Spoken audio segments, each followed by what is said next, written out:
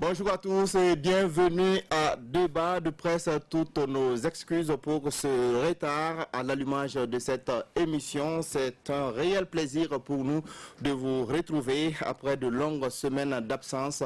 L'émission reprend de plus belle avec le même objectif, décrypter, commenter et analyser les grands sujets qui ont marqué l'actualité nationale et internationale au cours de la semaine.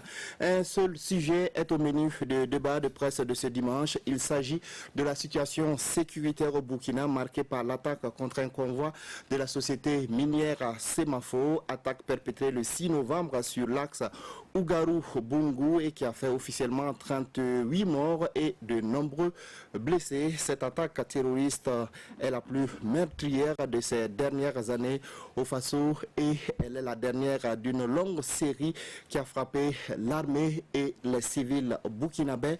Alors, comment sortir de l'ornière? Quelle analyse peut-on faire du message du président du Faso suite à l'attaque de Bungu? Le Burkina peut-il militairement venir à bout des terroristes? Faut-il négocier et mettre en avant les questions de réconciliation nationale? Que faut-il attendre de la France et du G5 Sahel? Autant de questions qui seront débattues au cours de cette émission. Je partage le plateau avec des analystes et des éditorialistes de la presse nationale. Sur ce plateau avec nous donc Dieudonné Zoungrana de Aujourd'hui au Faso. Bonjour. Bonjour Sayon, bonjour téléspectateurs. Nous avons également avec nous Bouraïma Ouedraogo du journal Le Reporter. Bonjour. Bonjour Sayon, bonjour à tous. Boukari Woba de Mutation est avec nous. Bonjour. Bonjour Sayon.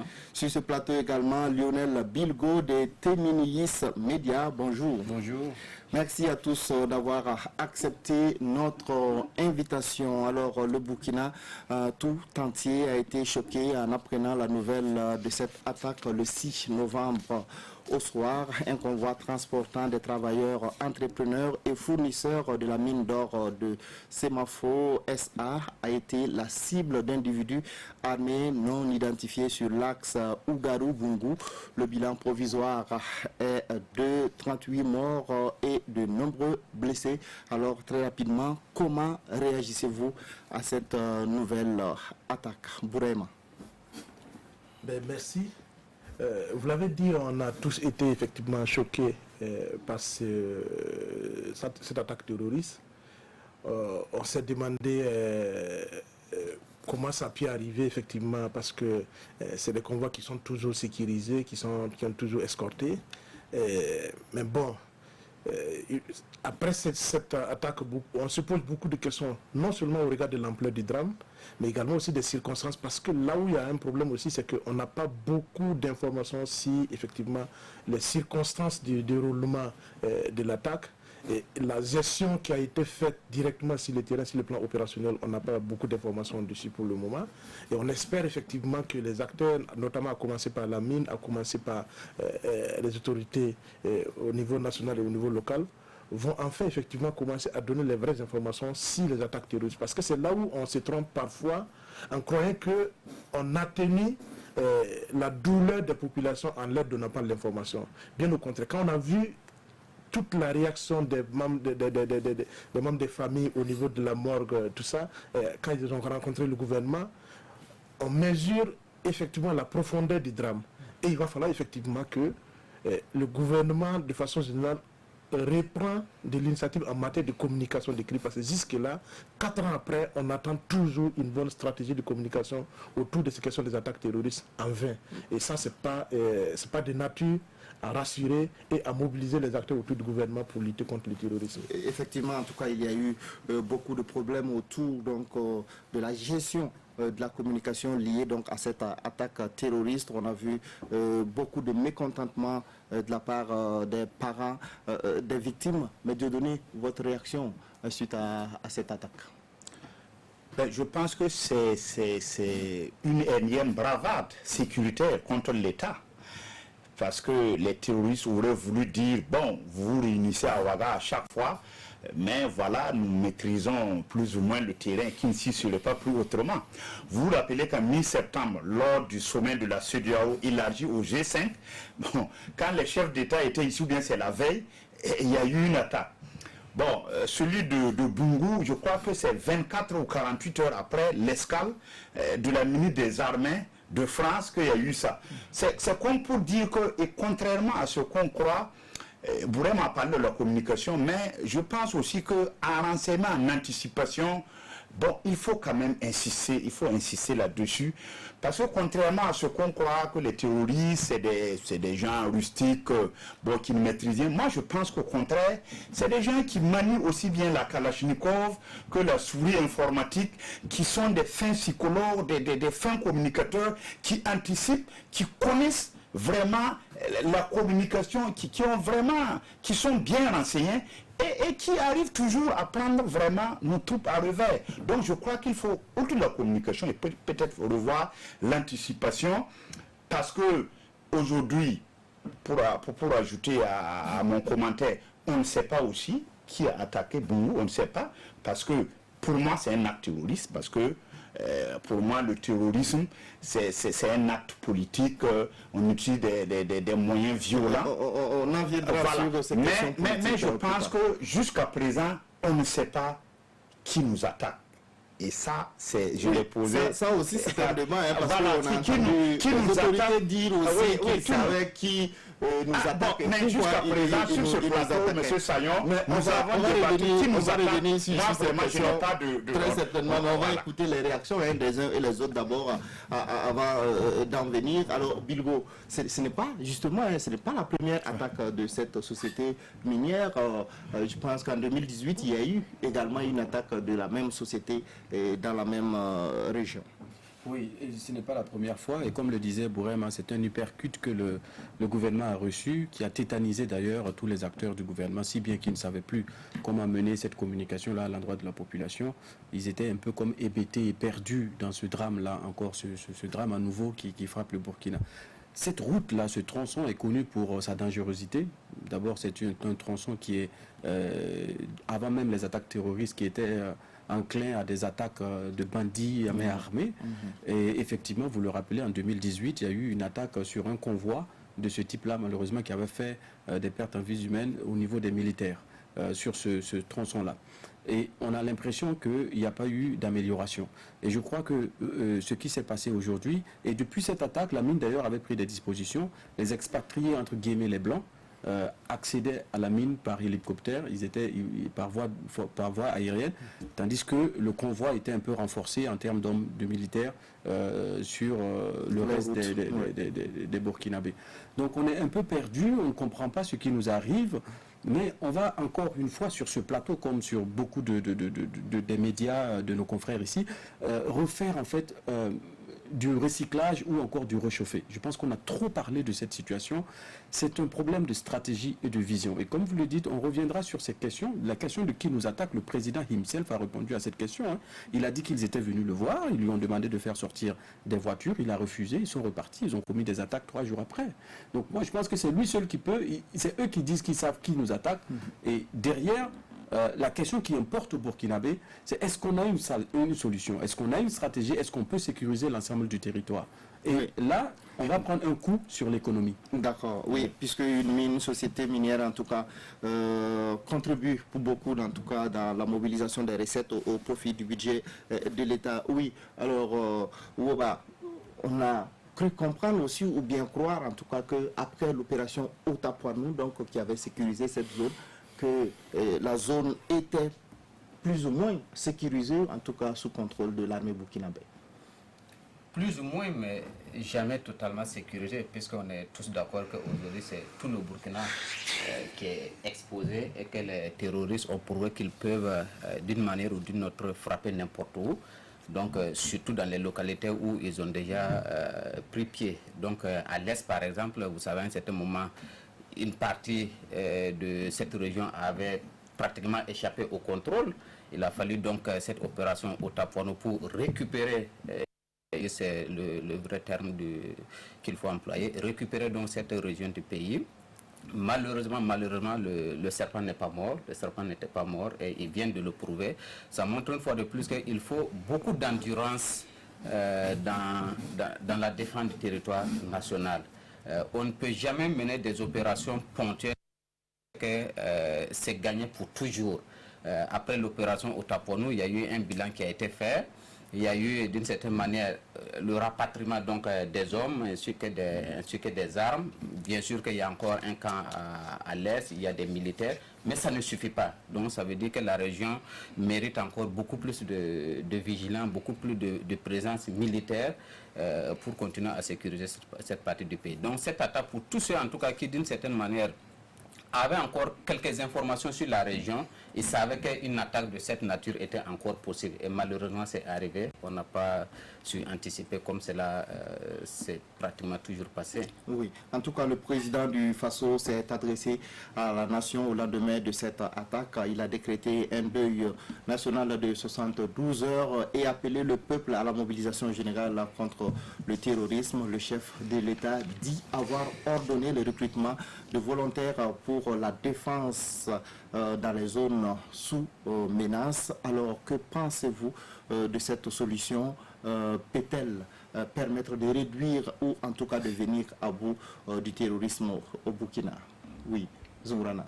Oui, mais avant de répondre à que j'ai entendu Bilou dire que bon, on sait qui nous... Bon, moi en tout cas, personnellement, je ne sais pas qui nous attaque. On abordera le sujet. Pour moi, en tout cas, je ne sais pas qui nous attaque, même si les gens sont venus voir le président. Maintenant, par rapport à la sortie du président du Faso, bon, les avis sont partagés. Les gens, c'est une sortie bon, qui a provoqué des avis mitigés. Bon, certains pensent que, bon, il aurait pu courageusement dire que je vais faire un enrôlement spécial contre le terrorisme. Parce que appeler comme ça, ex cathedra au recrutement sous les drapeaux de volontaires, bon, ces volontaires, est-ce que ça va être des militaires alliés, des militaires à la retraite, ou bien, bon, quelqu'un qui se sent apte à combattre ces terroristes? Comment ils vont être formés?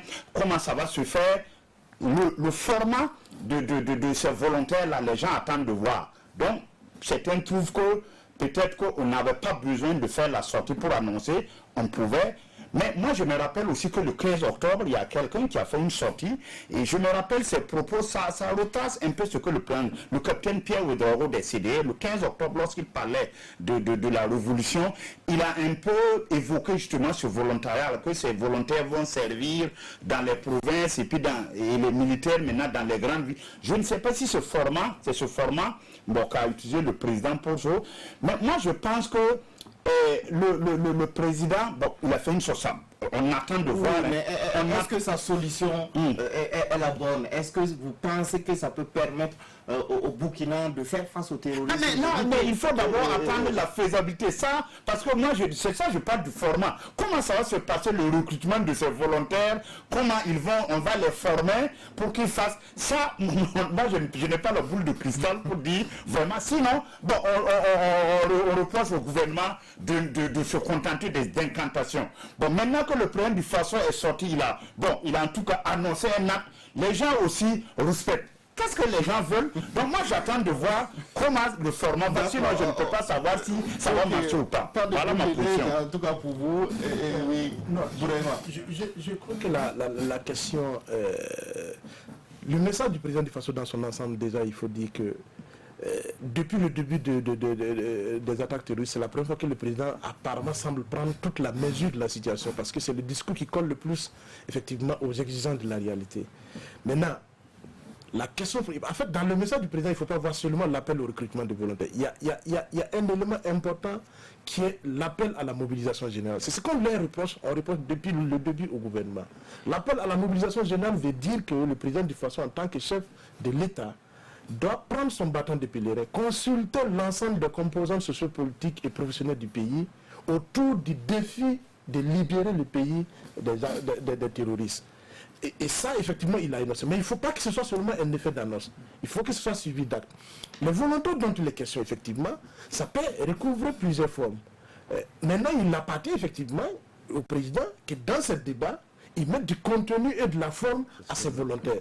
Ces volontaires-là, ce n'est pas forcément des hommes qu'on va armer qui vont aller effectivement bomber les torches pour tirer sur les terroristes ou bien constituer des canons de chair pour le reste de l'armée. Oui, parce que c'est comme ça que c'est vu par la plupart le président n'a pas... Est-ce que c'est donc dans des gens c'est qui vont aller au combat, c'est 2 ans de procès. C'est ça le problème des Burkinabés.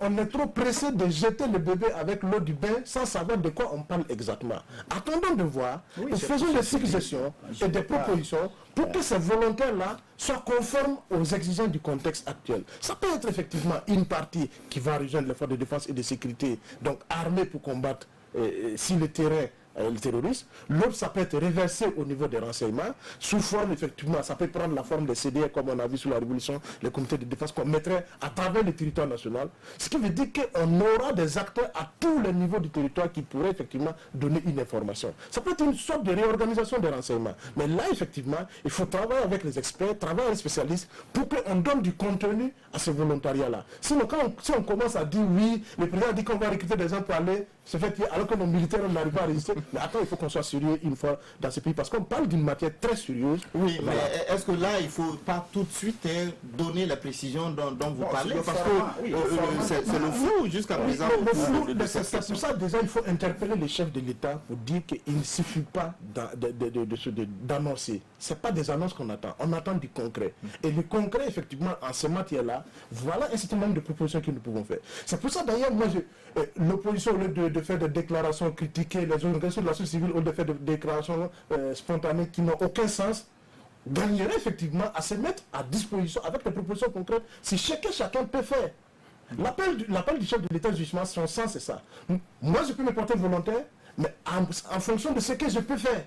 Mais je ne vais pas aller me porter volontaire pour ce que je ne peux pas faire. C'est ça aussi la réalité. D'accord, oui, Bilgo voudrait réagir. En tout cas, beaucoup de gens voient que c'est une occasion donnée à tous ceux qui se disent patriotes, en tout cas, pour se lancer Exactement. dans la défense de la patrie. C'est bon, nous, le fusil en bandoulière. Mais comme il n'y a pas de décision sur la nature de ce volontariat, oui, Bilgo. Moi, je pense qu'il faut qu'on arrête l'hypocrisie ambiante au Burkina sur cette question-là. Zungrana disait tout à l'heure que j'ai dit qu'on sait qui nous attaque. C'est pas moi qui ai dit, c'est le chef de l'État. Vous pouvez ne pas le croire. On va revenir sur ce débat. On n'a pas donné d'identité. Mais lui, il a envoyé à Abidjan. Oui, il a donné. On fait ce débat. En attendant, on va avoir l'occasion. Je réagis sur la question des volontaires en attendant. On va avoir l'occasion de parler de ces questions. Mais il les connaît. Puisqu'il les a rencontrés. Oui, alors c'est fini, voilà. Tout ça, on répond sur la question des volontaires. La question des volontaires, je parlais tout à l'heure, et Général disait encore que c'est une nouvelle incantation du chef de l'État. Il faut quitter cette hypocrisie-là. Et tout le monde est volontaire. Personne n'est assis chez lui en attendant que le pays brûle. Et il y a des gens qui, du fait de l'expérience et de l'expertise passée dans certains domaines, pourraient aider. Eux, ils les connaissent. Ce pays a été gouverné pendant 27 ans, co-gouverné avec ceux qui nous dirigent aujourd'hui. Donc, ce n'est pas la connaissance technique de ceux qui peuvent aider qui manque. Ensuite, moi, je ne pense pas que l'armée... à qui quand je pense qu'on a des militaires bien formés qui sont à l'international, comme au niveau national, et qui chôment ces jeunes, qui ne travaillent pas. Du fait des camps retranchés, d'une haine qui n'a même plus son sens lorsque la nation est mise en mal. Et je pense qu'il faut revoir tout cela. Cette crise-là, identitaire entre nous, cette crise, ce blocus entre politique et politiciens n'arrange pas ce pays-là. Il faut quitter et dépasser ces espèces de dérives haineuses-là pour aller vers une co-construction de cette nation-là. On peut parler d'économie quand il y a un pays. On peut parler de politique et même d'élection. Je parle maintenant aux opposants. On va en venir. Que quand il y a un pays. On peut parler de culture que quand il y a un pays. Quand vous n'avez même plus de nation, vous ne pouvez même pas vous projeter dans le futur. Il faut régler d'abord la question sécuritaire. Et la sécurité, c'est d'abord le début de tout. Ensuite, pour l'enrôlement des volontaires. L'armée n'a pas dit qu'il lui manque des hommes. On se souvient, il y a quelques mois de cela, l'armée a lancé un vaste recrutement pour renforcer ses militaires. Moi, je pense surtout qu'il y a un problème de maillage du territoire. L'occupation spatiale de l'armée sur le territoire burkinabé est inefficace. À Fana, il n'y a pas de région militaire. On va foutre une région militaire à Kaya. Alors que la région militaire de Kaya... Il y a un camp qui est basé... Attendez, un bataillon, c'est entre 400 et 1000 hommes. Une région militaire, c'est 4 bataillons. Qu'est-ce que fait la région militaire de Kaya alors que le centre de théâtre, c'est Dori et au-delà de Dori?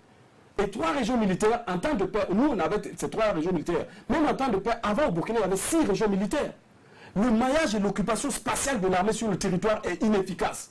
Et la preuve est qu'ils ont eu le temps de faire un carnage sur la route de Bungu. Quelques heures après, il a fallu attendre plus de 5 heures après avant de voir les premiers secours arriver. Ça veut dire que les distances sont plus éloignées. C'est-à-dire que l'occupation spatiale et territoriale, et pour remettre 6 régions militaires au Burkina, il faut juste un décret du chef de l'État. Un décret. Et ensuite, la guerre du Biafra 1960-1967 au Nigeria nous a montré comment les Nigériens ont pu contenir cette espèce de guerre civile-là. Ils ont utilisé la technique des états-majors tactiques. Il faut créer des états-majors tactiques. En le moment, les Obasanjo, etc. étaient avant des chefs d'état-major tactiques dans la guerre du Biafra. Donc vous êtes sceptique vis-à-vis de cette question? Moi je pense que la question d'homme est secondaire par rapport à la question de vision et de stratégie. D'accord, on a bien compris votre position. Ouba, votre réaction sur cet appel du président du Faso. Certains aussi analysent cela comme un aveu d'impuissance du chef de l'État vis-à-vis donc, de la question sécuritaire. Moi, quand j'ai écouté ce discours, je ne vois pas fondamentalement en quoi est-ce qu'il diffère des discours précédents des chefs de l'État. Mais c'est un appel, ça quand même, c'est un appel, en réalité c'est une annonce, ce n'est pas une mesure. Ça aurait dû être une mesure que ça doit être accompagné par un certain nombre d'indications. La preuve est que depuis qu'il a fait cette annonce, il nous a jeté dans une polémique. Il a dit j'ai ordonné ou j'ordonne. Il ordonne à qui? Quand on ordonne, des gens doivent s'exécuter. Il a ordonné le 7. Il a ordonné le 7. Nous sommes aujourd'hui le 10. Personne ne s'est exécuté. Quand on donne des ordres, on les a donnés à quelqu'un et il y a quelqu'un qui s'exécute. Quand le président dit je ordonne, vous n'êtes pas quand même dans pour voir s'il y a un début est-ce que c'est à l'armée qui s'est... Non, je dis, vous êtes en train de dire que c'est dans le début d'exécution. Je ne sais pas. Dans le début d'exécution. Oui, mais je pense que c'est l'armée qui doit faire le processus. Donc je dois considérer que c'est à l'armée de s'adresser. Oui, moi je ne sais pas, je pense qu'il s'adressait à nous tous. Oui, bon, pourquoi j'ai dit non, c'est pourquoi j'ai dit l'équipement doit être exécuté par l'armée. Est-ce que c'est vraiment des militaires qu'on est-ce qu'on les enrôle? Est-ce qu'on veut enrôler des militaires dont on cherche des recrues ou bien on veut des comités de défense? Parce que c'est deux choses. Si c'est les militaires, Bilgo le disait tout à l'heure, il y a eu un recrutement il n'y a pas si longtemps. Et si c'est ça, on aurait pu lancer encore un nouveau recrutement et on allait enrôler des gens quitte à les former pour 3 mois, pour 6 mois ou bien une semaine et puis les garder comme des militaires. Mais là, il lance un appel populaire à tout Burkinabé, telle manière de s'engager là où il est pour défendre la patrie. Oui, mais est-ce que vous croyez que qui va mettre ça peut être la solution? Déjà, ça pouvait peut-être être la solution, mais bien parti pour que ça ne soit pas une bonne solution. Pourquoi? Cette annonce a été faite dans les mêmes circonstances, dans les mêmes contextes, dans les mêmes conditions que la décision d'état d'urgence. Comment est-ce qu'on est entré en état d'urgence? On a connu Yirgou, le lendemain on a convoqué donc le même état-major, conseil de défense, et à la sortie du conseil de défense, le chef de l'État annonce, il décrète un état d'urgence. À l'époque, j'ai dit, bon, le président c'est quelqu'un qui prend rarement des décisions. Le pays souffre beaucoup plus de l'absence de décision que des décisions des chefs de l'État. Parce que le plus souvent, on roule à vide. Il n'y a personne qui décide de quoi que ce soit. Donc pour cette fois-ci, il a décidé, c'est difficile de critiquer sa décision. Attendons de voir qu'est-ce qu'il va mettre dedans. Dites-moi, quelles ont été les mesures d'accompagnement de l'état d'urgence? L'état d'urgence véritablement n'a pas été réfléchi. Ce n'est pas parce qu'on nous a attaqué que le lendemain, il faut décréter l'état d'urgence. De la même manière, cet appel à l'enrôlement populaire qui se fait au lendemain d'une attaque gravissime, comme ce qui s'est passé dans la région de l'Est. Moi, je dis que c'est une annonce faite dans l'émotion. J'aurais compris cette annonce-là si elle avait été faite 1 semaine, 2 semaines avant, peut-être dans un moment un peu d'accalmie, ou bien 1 semaine, 2 semaines après cette attaque-là. Là, j'aurais pu penser qu'on a réfléchi. Vous n'allez pas me dire que c'est le 6 là, on venait de sceller donc un projet d'appel à l'enrôlement populaire et qu'on attendait peut-être une attaque où malheureusement l'attaque est survenue pour qu'on l'annonce. Donc, véritablement, pour moi, c'est une annonce qui n'a pas été véritablement réfléchie. Vous êtes en train de dire que il faut que les différentes entités d'une certaine manière s'engagent. Et vous voyez comment est-ce que ça tire déjà un peu de partout. Pourquoi le chef de l'État n'aurait pas pu concerter les gens avant de faire une telle annonce? On fait l'annonce et on veut maintenant qu'on réfléchisse sur comment on met en œuvre une telle annonce. Mais pendant ce temps, les terroristes gagnent en terrain. Position, oui. Non, c'est pour ça que je disais que le format n'est pas encore... Mais pour répondre à Oba, nécessité de faire loi. C'est vrai que souvent on travaille le feu aux fesses. Mais qu'est-ce que vous voulez? C'est ça aussi souvent, pouvoir embrayer, mais sans naviguer à vue. On a toujours laissé les terroristes le format, c'est pour ça que j'ai parlé d'anticipation. Effectivement, chaque fois ils viennent, ils nous prennent, on a fait, c'est vrai que sur ce plat, on a toutes ces questions-là, on a fait le tour. Chaque fois, c'est quand il y a une attaque violente avec des macabées sur le carreau, bon, on prend des décisions. Mais vous voulez quoi? Mais pour une des rares fois quand même, moi je pense que cette décision, elle a des faiblesses ainsi, mais il ne faut pas quand même faire du riad en disant non, c'est pas bon. Je pense que quand même, et le chef de l'État a fait une proposition. Maintenant, il faut attendre le format. Parce que nous, on ne peut pas s'asseoir ici et dire que l'armée ne manque pas d'hommes. Peut-être le format, comme je l'ai dit, est-ce que si le chef de l'État avait dit, nous allons recruter un bataillon spécial pour les terroristes, oui. Mais là, il a parlé, c'est pratiquement une guerre populaire généralisée pour prendre emprunter le jargon des révolutionnaires. Mais est-ce que ça veut dire, comme l'a dit Bourema, que chacun va s'armer d'un fusil pour aller ou quelque chose? Mais moi, en fait, par rapport à ce message du chef, j'irai plus loin même qu'a dit Bilgo, je pense que ça, il devait même en même temps annoncer en tout cas les linéaments d'une concorde civile, parce que ça nous manque.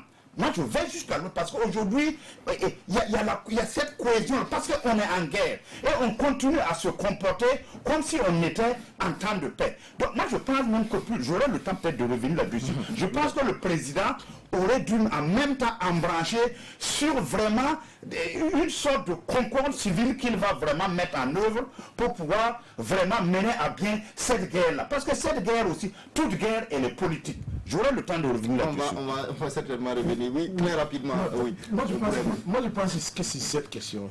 En fait, le président du Faso, je crois, commence à vouloir faire ce qu'il devrait faire depuis 4 ans.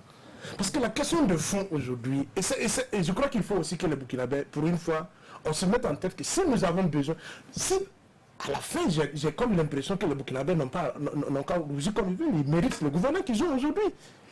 Honnêtement, si nous sommes gouvernés par ces acteurs, c'est parce que nous le méritons aujourd'hui.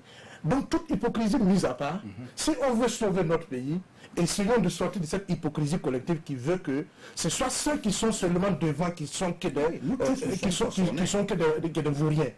Nous sommes, si nous avons des gouvernants de vauriens, oui. Vous allez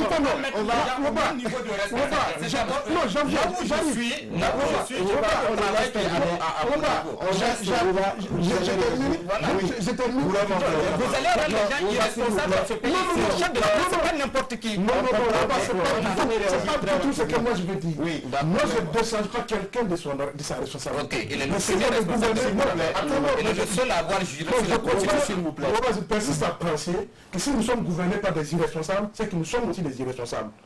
Il faut qu'on commence par prendre conscience aussi que nous sommes dans un État et nous avons chacun, en ce qui nous concerne, une responsabilité à jouer. Et dans cette situation-là, si nous voulons que les choses changent, essayons de réfléchir collectivement à quoi sera notre contribution. Le gouvernement, personne ne décharge le gouvernement de sa responsabilité de ce qui nous arrive aujourd'hui. On est tous conscients, mais qu'est-ce que ça change depuis 4 ans quand nous disons qu'ils ne sont pas à la hauteur? Ça change quoi? Commençons à réfléchir à autre chose. Non, on va dire maintenant qu'il faut bien leur travail. Non, c'est pas dire qu'il faut bien leur travail. Mais si le fait de leur dire que ça ne change pas, ça ne continue pas de changer, s'il y a des brèches qui sont ouvertes pour que nous puissions apporter notre contribution, nous saisissons ces opportunités. Mais c'est pour ça que je dis, quand Bilgo l'a évoqué tout à l'heure, quand on discute de cette question, et même quand on regarde le comportement des Burkinabés, les bars continuent à s'animer tous les jours, chacun fait ses affaires comme il veut, c'est comme si de rien n'était, comme si nous sommes dans une situation normale. Et ça, c'est pas seulement les gouvernants, c'est chacun de nous aussi. Il faut qu'on commence à prendre conscience que nous sommes dans une situation... On a bien compris. Je termine très rapidement en disant que l'interpellation sur la question des volontaires, moi je dis, ça peut être une nouvelle incantation, parce qu'on nous a habitués à ça depuis 4 ans. Mais maintenant, qu'est-ce que nous pouvons faire pour que ce ne soit pas une incantation? C'est pour ça qu'il faut en appeler à la conscience de tous, y compris ceux qui ont le pouvoir d'influencer le politique. Pour qu'enfin, on commence à sortir de là. Mais aujourd'hui, quand on a parlé d'élections, tout le monde est chaud, chacun s'organise. Pourquoi on peut se mobiliser pour aller aux élections et on ne peut pas se mobiliser pour sauver le pays? Bon, justement, on va embrayer sur cette question. Pour parler justement de cette... Est-ce qu'aujourd'hui, on peut dire que militairement, le Burkina Faso est capable de faire face à cette guerre asymétrique donc, qui lui est imposée donc, par les terroristes? Bilgo. Moi, j'aurais répondu à cette question par l'affirmatif. Si et seulement si l'armée considère, et le chef de l'État en premier, que nous sommes en guerre. Parce qu'on a un système militaire qui repose toujours sur l'ancien système en période de paix. Dans l'armée, principalement, pas grand-chose, si ce n'est la mobilisation de fonds qui a été faite, n'a forcément évolué. Mais Ouba a parlé tantôt de cette mesure d'état d'urgence qui a été mise en œuvre sur le terrain de façon concrète pour y faire face. Vous savez, même la mesure d'état d'urgence, il n'y a même pas besoin d'une mesure d'état d'urgence. Moi, je parle de l'opérationnalisation de l'armée sur le terrain. Mais encore faut-il reconnaître dans l'armée ou faire appel à des expertises et des experts que nous avons au Burkina, mais qui sont chez eux et qui ne travaillent pas. Je l'aurais dit encore une fois, l'armée doit se débarrasser de cette espèce de guerre de clivage-là. Aujourd'hui, quand tu parles, si tu n'es pas ami ou proche d'eux, tu n'es pas écouté parce que tu es d'eux, etc. Il nous reste seulement qu'un lopin de terre. Pascal Boniface parlait de la prolifération des États. Si nous nous prenons garde, nous n'allons plus maîtriser une partie de notre territoire et on va se retrouver avec un nouvel État qui va se créer. Et c'est clairement à ça que se dirigent les trois frontières liées, le nord du Burkina, le Niger et le Mali. Il ne faut pas qu'on se voile la face. Au Sud-Soudan, à côté, on a créé 2 États récemment. Sud-Soudan et Nord-Soudan. On a créé de nouveaux États il n'y a pas longtemps. Kidal est presque le symbole même de la création d'une nouvelle entité existante. Maintenant, qu'est-ce que les Burkinabés font face à cette guerre? On a l'impression qu'on est tétanisé, on continue dans nos guerres mineures, alors qu'il y a une grande guerre majeure qu'il faut combattre, rétablir la sécurité et garder le territoire. Pourquoi je dis que dans l'armée, nous pouvons venir à cette guerre? Je parlais tout à l'heure de l'occupation spatiale. Mais vous figurez comment on peut laisser une région militaire à Kaya, avec l'artillerie lourde à Kaya, laisser le blindé à Tinkodougou, pendant que les zones les plus enclins aux attaques, c'est Dori et après Dori. Qu'est-ce qui coûte au chef d'État de prendre un décret pour remettre ces régions militaires? On a bien compris votre position sur cette question, vous l'avez exprimé tantôt. Je pense que, bon, on peut pas, si une armée dit déjà qu'elle ne peut pas gagner une guerre, bon, autant vraiment, bon, c'est le Waterloo, on dépose les armes et puis, bon, les djihadistes viennent et puis ils forment leur califat. Non, je pense que tout Burkinabé, à moins de dames, on doit se convaincre que notre armée peut gagner cette guerre, même si elle sera éreintante longue, parce qu'il ne faut pas croire que c'est demain que nous allons gagner la guerre, cette guerre-là. Mais moi, j'insiste sur ce que j'ai dit tout à l'heure. Moi, j'aurais préféré en tout cas que, en plus de cette annonce de recrutement de volontaires, que le président, et là je rejoins Bilgo, que le président en tout cas trouve un moyen pour parler de concorde civile, pour rassembler les gens en Algérie. Parce qu'aujourd'hui, de plus en plus, selon le même Boniface qui est un de géopoliticien, le directeur de l'IRIS, justement, les insurrections et les guerres non conventionnelles actuelles là, que nous vivons, ont des similitudes avec ce qui s'est passé en Algérie lors justement de la décennie de plomb. Mais le président Liamoun Zeroual avait tracé un peu cette concorde civile qui est venue terminer justement Abdelaziz Bouteflika. Parce qu'il faut, quand on est en guerre, on a besoin de tout le monde. On ne va pas dire un tel, bon, il a servi ici, un tel, il était d'une chose, un tel. Donc, si c'est une compétence, même s'il était dans l'opposition, vous l'amenez pour justement. Et quand il y a eu cette concurrence civile, il y a eu combien? Près de 9000 islamistes qui ont déposé les armes. Oui. 22. Donc, je pense certains que... spécialistes aussi disent qu'il faut peut-être que nos armées cessent peut-être de fonctionner comme d'habitude, qu'il faut s'adapter donc à la réalité du terrain, aux méthodes utilisées par les terroristes, quitter donc les camps et puis... Oui, il y a ça. Et même par exemple aujourd'hui, je ne suis même pas sûr que les blindés, aujourd'hui des blindés sont utiles face à cette guerre non conventionnelle. Parce que vous êtes dans un... et les gars sont sur des motos. Donc, je crois que même de ce point de vue, notre armée, si souvent vous faites des sorties dans la vie, vous allez voir que nos militaires sont aussi sur des motocyclistes. Mais pour gagner cette guerre aussi, il faut, on a parlé sur ce, je termine rapidement, problème de la chaîne de commandement. Parce qu'aujourd'hui, je l'ai dit, depuis 2011 et même avant, elle est rompue. On essaye de la remettre en place. Il y a aussi cette question. Oui, il y a le recensement. Je vous relance sur cette question de la chaîne de la hiérarchie. Alors, on a commencé avec le président du Faso qui était ministre de la Défense. Après, on a changé. Aujourd'hui, on a 2 ministres de Défense, ministre de la Sécurité. On a dit qu'ils n'étaient pas compétents. On a changé les hommes. Mais est-ce que ça a changé sur le terrain? Les chefs d'état-major ont été changés à plusieurs reprises. Les ministres chargés de surveiller, de punir, pour reprendre le terme de Foucault. C'est-à-dire que moi, je ne pense plus aujourd'hui. Les Burkinabés se sont rendus compte que ce n'est pas un problème de ministre ou de quoi, parce qu'on a dit il faut mettre un militaire. Mais je vous rappelle que le ministre de la Sécurité, c'est un gendarme dans la retraite. À l'époque, j'ai dit le plan du Faso, il a infléchi sa position parce qu'il avait dit pas de militaire. Mais le ministre de la Sécurité aujourd'hui, Ousseni Komporé. Oui, mais ça n'a pas réglé la question. Mais justement, donc ça veut dire que ce n'est pas uniquement un problème de strapotin occupé par un tel ou un tel. Je crois qu'il y a ça, il y a la chaîne il y a le renseignement qui est toujours un peu.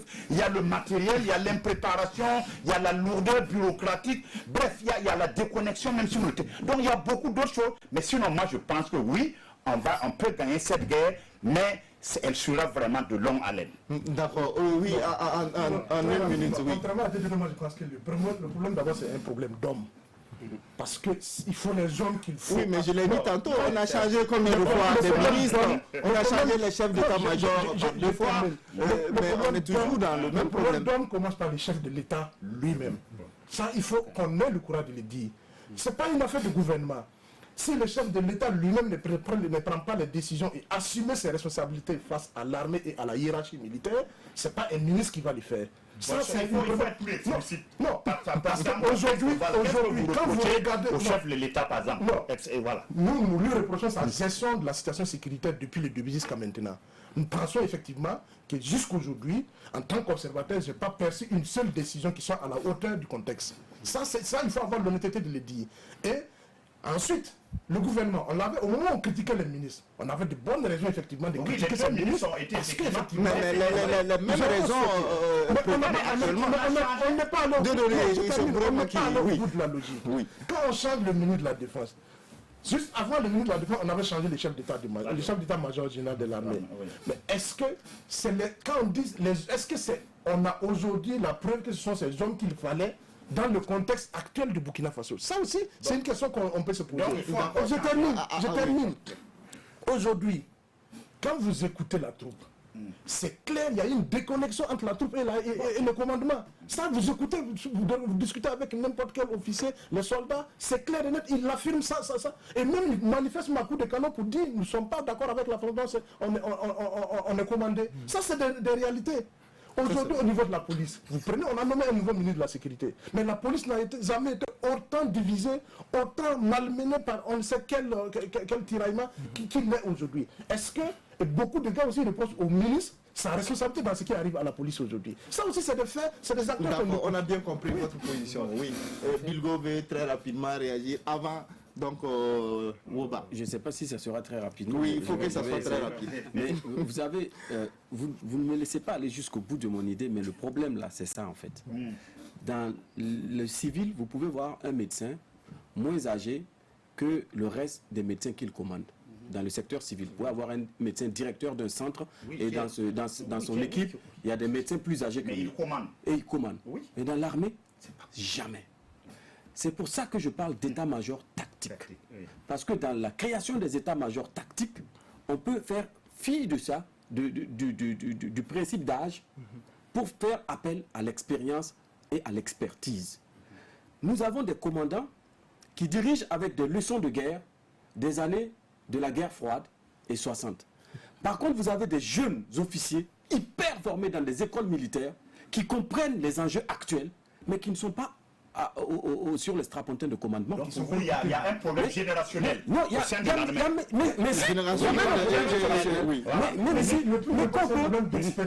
Mais qu'on peut surpasser en prenant les bonnes décisions.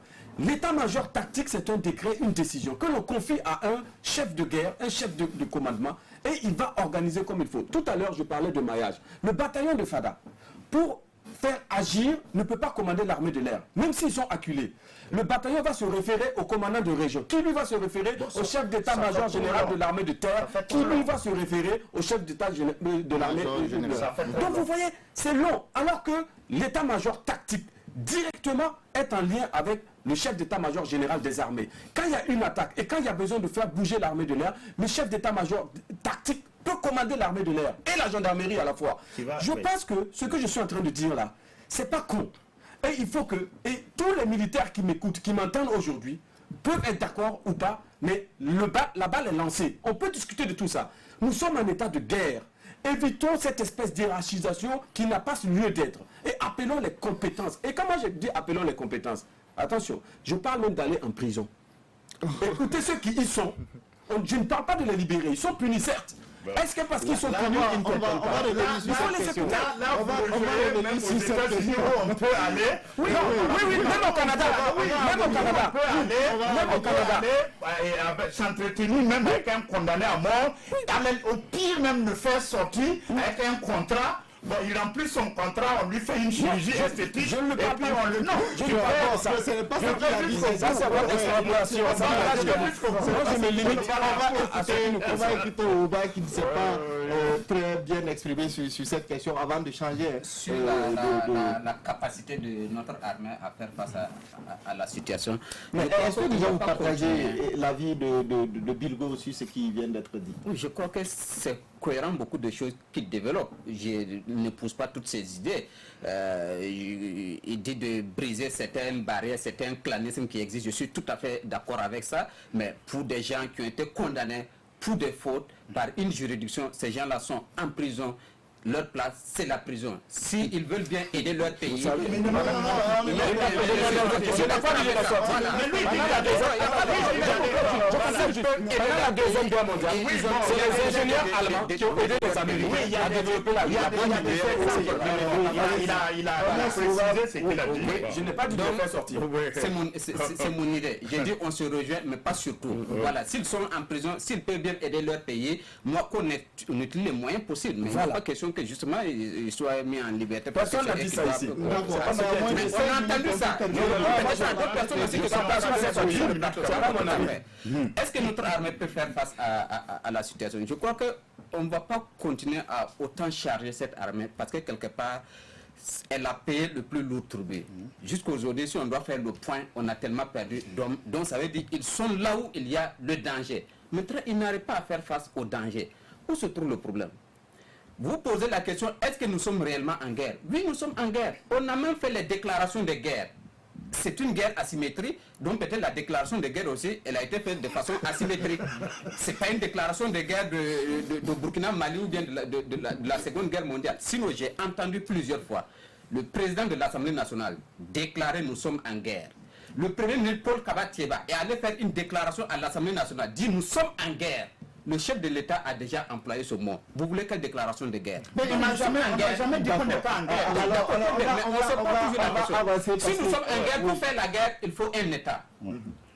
Pour être un État, il faut une autorité. Je vous pose la question, est-ce que nous avons une autorité dans ce pays? Oui, on va le dire. Les autorités même le disent. Les autorités même le disent. Nous avons un vrai défi. On n'a pas une autorité. Parce qu'elles-mêmes nous disent qu'il faut restaurer l'autorité de l'État. Elles nous le disent. Oui, vu sur cette soutenance. Il y a même des conférences qui ont été convoquées pour ça. Restaurer l'autorité de l'État. Je vous dis, c'est le point de départ. Parce que vous pouvez amener l'armée la plus puissante armée dans ce pays-là, si elle est commandée par des hommes qui ne sont pas à la hauteur, on va aboutir à aucun résultat. Donc le véritable problème, des hommes qui n'ont pas de vision et de stratégie, oui, bien sûr, on c'est va d'abord au niveau politique qu'il faut résoudre le problème. Que les autorités politiques se mettent à la hauteur de la tâche, des enjeux, du défi et du péril que nous avons pour que notre armée puisse être actionnée convenablement et faire face aux dangers. D'accord, on a compris votre position, mais il faut qu'on parle de cet aspect de réconciliation nationale. Peut-être que ça a été un peu abordé par le Bibo, mais est-ce que justement il ne faut pas actionner donc ce levier-là pour peut-être pouvoir trouver la solution à la situation donc, à laquelle le Burkina fait face. Et puis il y a également cette question de négociation avec les terroristes qui a toujours été posée sur le terrain. Qu'est-ce qu'il faut faire? Est-ce qu'il faut négocier? Il faut aller vite à cette réconciliation pour peut-être capitaliser toutes les expériences des Burkinabés pour faire face à cette guerre. Je vais donner la question à Bilgo, la parole plutôt à Bilgo sur cet aspect. Moi, je pense que la situation est tellement grave qu'on ne peut pas laisser un seul Burkinabé sur le banc de touche. L'effort doit être collectif et la question de la réconciliation, tout le monde dit qu'il faut la réconciliation, y compris le chef de l'État. Maintenant, la forme, comment se réconcilier?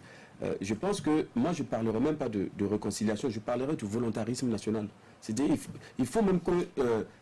parce que s'il faut d'abord se dire les fautes, juger, et ensuite aller à la réconciliation, on perd du temps pendant qu'on perd des hommes sur le terrain. Donc il faut créer une espèce de volontarisme national, que tout le monde, ceux qui se sentent coupables, fassent la démarche, et que ceux qui se sentent au pouvoir aujourd'hui fassent aussi une démarche. Mais généralement, on sait que la réconciliation est consolidée lorsque le plus fort fait le plus grand pas. C'est toujours comme ça. Il y a un leadership dans une réconciliation. En Afrique du Sud, Nelson Mandela a été ce leader-là, qui a pu faire la réconciliation. Au Rwanda, il a fallu Paul Kagame. Il y a toujours un leadership dans une réconciliation. La réconciliation n'est pas le fait des vaincus, mais c'est surtout le fait des vainqueurs. Je termine, s'il vous plaît. Et ensuite, l'autre question qui dit que par rapport à la question de se mobiliser pour aller face à cette guerre-là, moi je pense aussi très exactement qu'il faut qu'on sorte de cette espèce d'idée qui fait dire que il n'y a qu'une personne qui peut nous sortir de là. Le slogan du président Roch, c'était Roch la solution. Il n'y a pas une seule personne qui peut être la solution de toute une nation. C'est ensemble, comme l'a dit Bourem, et je suis d'accord avec lui, il faut éviter de transposer notre devenir sur une seule personne. C'est tout le monde qui peut... On a compris votre position, pardon. Alors, il nous reste 1 minute pour terminer l'émission. On va demander juste à la régie, parce que nous avons commencé avec une dizaine de minutes de retard, de nous accorder spécialement pour cette reprise. Je le demande au nom de tous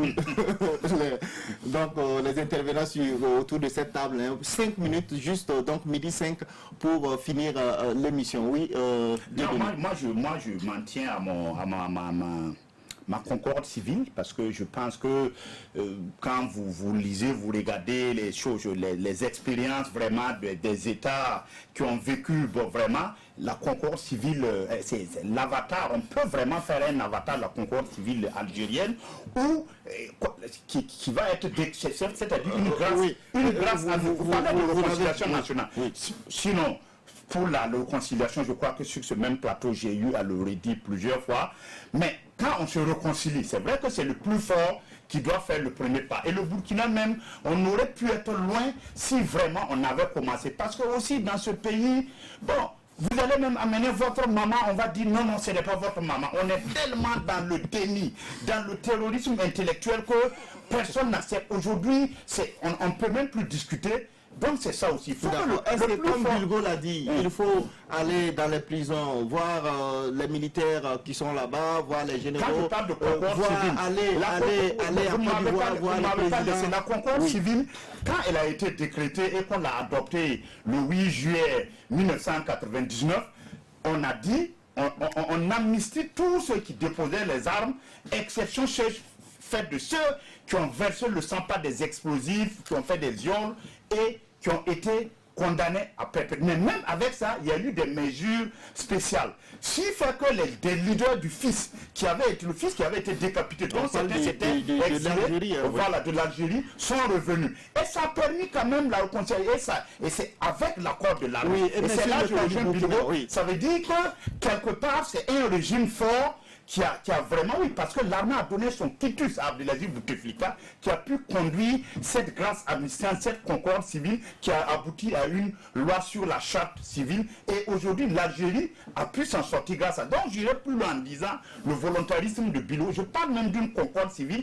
Et là, on est en guerre. C'est vraiment un moment propice pour appeler tout le monde. Venez, parce qu'on fait une fixation, une cristallisation de ceux qui sont en prison. Ils ne sont pas les seuls. Il y a des exilés, il y a même des gens aussi qui sont à l'intérieur ici, mais qu'on a mis de côté, voilà, qui ne sont pas écoutés. Donc, il faut tout ce chorus-là pour vraiment, en tout cas, pouvoir aller en avant et puis vraiment vaincre cet ennemi invisible. D'accord, oui.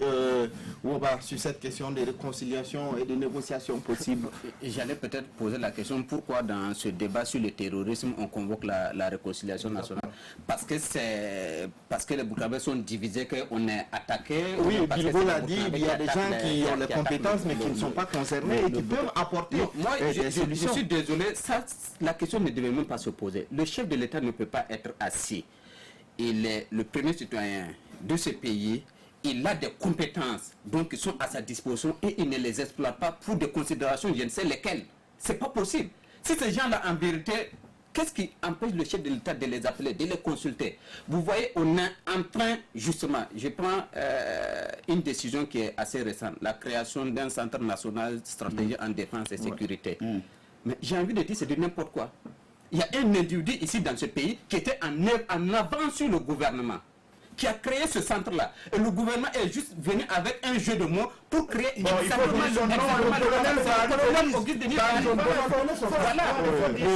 a tué son centre pour que le gouvernement récupère pour recréer le même centre. Le colonel Auguste Denis Barré a été le premier à convoquer cette conférence-là sur la sécurité.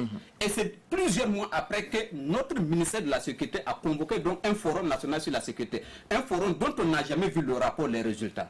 Donc vous comprenez, on a des individus qui sont en avant sur le gouvernement. Mais ce n'est pas possible que le gouvernement se ferme à de telles personnalités, à de telles compétences, sans aller chercher justement le savoir. D'accord. Alors pour terminer, Bourema, on n'aura pas le temps de tout dire sur ce plateau. Vous avez le dernier mot. Deux choses. Si la réconciliation nationale, moi je crois qu'il faut que le Burkinabé commence à être un peu sérieux sur des questions sérieuses. Parce que la réconciliation nationale telle qu'on nous le propose aujourd'hui, c'est pas en fait qui veut se réconcilier avec qui et qui a un problème avec qui. Il faut que les gens arrêtent de prendre les problèmes personnels pour des problèmes de l'État. Maintenant, le problème qui est posé par rapport à la question de la sécurité, que le chef de l'État, comme Oban le dit, ait des compétences sur son territoire et ne soit pas capable de les utiliser ou s'accroche à des individus qui protègent leurs propres situations au détriment de l'État. C'est de la faute du chef de l'État, c'est de sa responsabilité et nous ne devons pas accepter ça. Et que les gens nous amènent sur la réconciliation pour dire que c'est ça la solution, je dis non. Par rapport aux compétences que nous avons qui sont dans les prisons et qu'on peut consulter, moi je suis d'accord avec Bilgo, tout Burkinabé où qu'il soit, qui est désireux de contribuer effectivement à ce que nous sortons de cette situation, on ne doit pas tenir compte de qui il est, qu'est-ce qu'il fait, qu'est-ce qu'il a été. On doit lui demander, au nom de ce qu'est le pays, de ton appartenance à ce pays, on demande ta contribution par rapport à ton expertise pour sortir de cette situation. Et il ne devrait pas le faire. C'est pas parce qu'il est en prison qu'il doit refuser de contribuer pour son pays. Ça aussi, c'est des éléments de fond qu'il faut. Il y a un problème de management. Non, il y a un problème. Voilà, il y a un problème de management. Il y a un problème de management. Ça ramène un problème de management. Les problèmes politiques et de compétences. Il ne faut pas confondre les problèmes politiques avec les problèmes de management, les problèmes de gestion. Ce sont les dérives comme ça là qui nous amènent dans cette situation où nous sommes. Alors, ça va être le mot de fin. Hein. Nous avons plusieurs autres aspects qu'on n'a pas pu aborder. Donc, profite le G5 Sahel, puis peut-être les questions de l'élection de la France également. Mais peut-être que ça va être partie remise. Nous avons demandé 5 minutes. Les 5 minutes sont épuisées. Alors, merci en tout cas à tous pour vos différentes contributions à cette émission. Et je rappelle très rapidement que j'étais sur ce plateau avec Boukari Woba de Mutation, Lionel Bilgo de Temeneis Média, alors Dieudonné Zungrana de Aujourd'hui au Faso et Bourema Ouedraogo du journal Le Reporter. Merci de votre fidélité. On se retrouve dimanche prochain si Dieu le veut.